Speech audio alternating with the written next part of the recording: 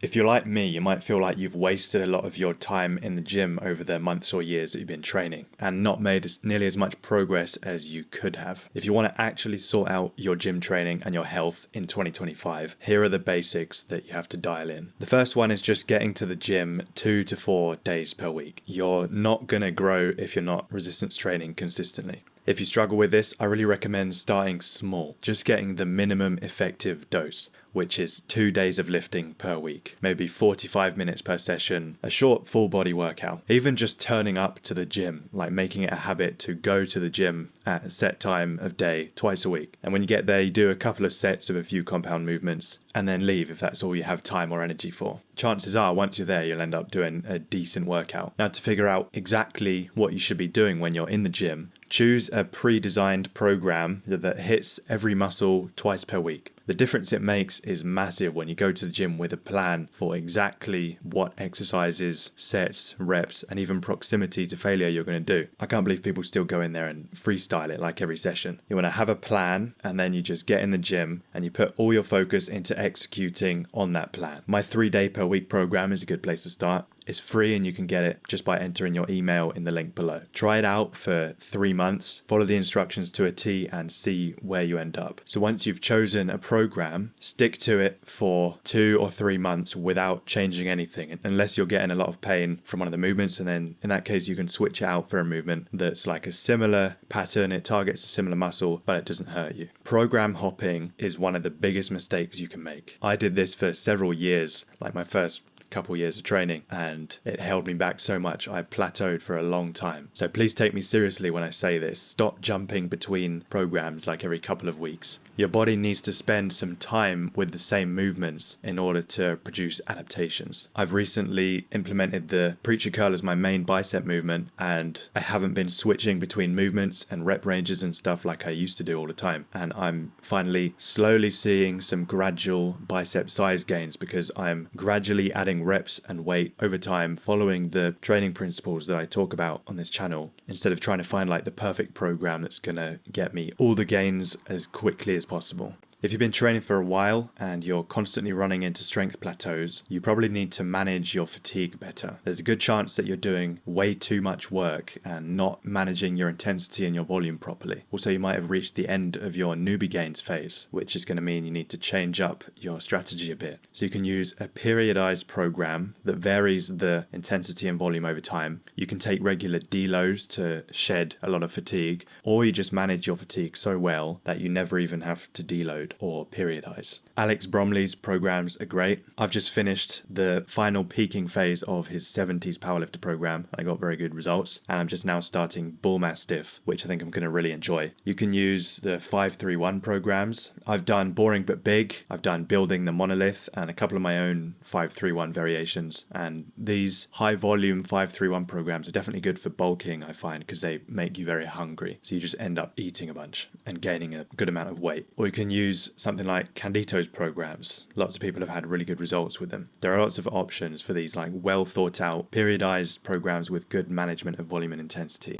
And at the core of these programs is progressive overload. So the stimulus needs to get harder over time. You train hard, which provides a stimulus to the muscle. Then an adaptation takes place, which allows you to improve your performance next time. I don't know how, but there are still dudes who do like 3 sets of 12 with the same weight every session, training to mild discomfort, and they wonder why they're not getting any bigger. If you can add reps or weight with all the other variables exactly the same, like form, rest times, perceived exertion, exercise order, and so on, then there's a good chance that you're building muscle. You need to track your workouts using an app like Strong. Don't try to remember what you did last session. Get all of your workout data into an app that you can refer to at any time. I can't believe people still don't do this. It's 2025. Data is really powerful. At least write down your workouts in a notebook. Track your workouts and improve over time. Let's change topics a little bit. If you're skinny, you need to eat enough food to gain weight. This has held me back for years. Even with excellent programming, if you stay at a lighter body weight than you should be, your strength and your muscle gains are going to suffer. It's going to be way slower than it could be. I know there are studies coming out that are saying bulking provides no advantage over main gaining, but the thing is, we know that bulking works. It's been used for decades in the fitness industry. Maybe it's not optimal for lean mass gained without any fat, but you can train harder and perform better when you're in a caloric surplus. A few studies coming out doesn't discredit decades of anecdotal experience. Pretty much everyone is stronger when you're bulking. You're able to build muscle faster when you're bulking. For most people, including me and probably including you, being in a slight surplus will really help your progress. The times where I've made no progress or even regressed have been when I'm in a deficit or just maintaining. Even with a good program, it's always better when I'm in at least a slight surplus. I'm not talking about giga bulking with like 6,000 calories a day. I mean like a 200 to 500 calorie surplus, enough to gain like 1 pound or half a kilo every week, or even less than that. Just a very slow, like lean bulk. I mean, you could arguably make like strength gains even faster if you were dirty bulking, but I care about my health, so I'm not going to do that. Another thing you need to do is prioritize micronutrients. I'm always banging on about micros in most of my diet videos. Most people have no clue. There are 85 IQ influencers out here telling people what to eat based purely on protein and calorie content. And that's how you end up with the standard bodybuilder diet of like chicken, broccoli and rice, which is just depressing and it doesn't provide all of the nutrients that you need. I'll put some good sources of each micronutrient on the screen now.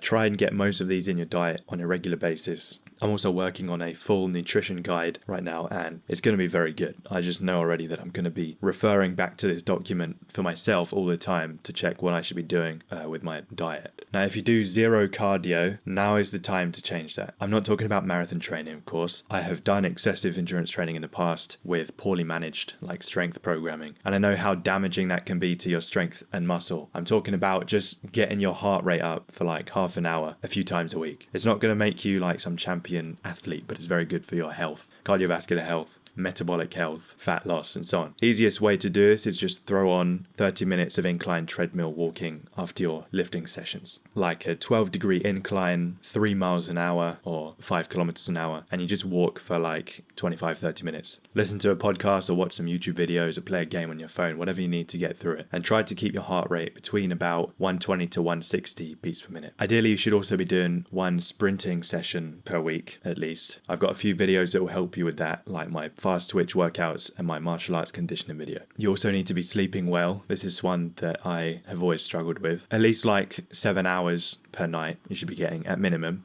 And someone might say, oh, well, this athlete only sleeps 4 hours a night and they do just fine. They're probably on steroids, first of all, and their internal, like cellular metabolic health is probably wrecked. Every organism has a phase of rest in their daily routines. Like sleep isn't negotiable. Set your bedtime and your wake time. Get sunlight at sunrise and sunset. Block blue light after sunset. Keep your house dark after sunset, as dark as possible. Have a cold, dark, silent bedroom, and so on. I've talked about sleep in a lot of my like hormone optimization videos. This is something that's really important. And lastly, I would like you to touch grass. Go outside every day. Like, we're not meant to be locked indoors all day, which a lot of us are. Going outside will improve the light inputs that your body depends on for its circadian rhythm. You get some fresh air, unless you live somewhere with really poor air quality. You can go for a walk, which is really good for you, like metabolic health, brain health, helps with your digestion after meals. Try and make an effort to spend more time outdoors in 2025. I was better at this in 2024 than in previous years, but I think 2025 I'm going to make a real effort to do more of this. Okay, I hope this helped you. If you do all of these things consistently already, then very well done. You're doing good. But most of us could probably improve at least one of them. For me, it's going to be sleep in and getting my circadian rhythm in check, and probably getting outside during the day more, improving my light environment.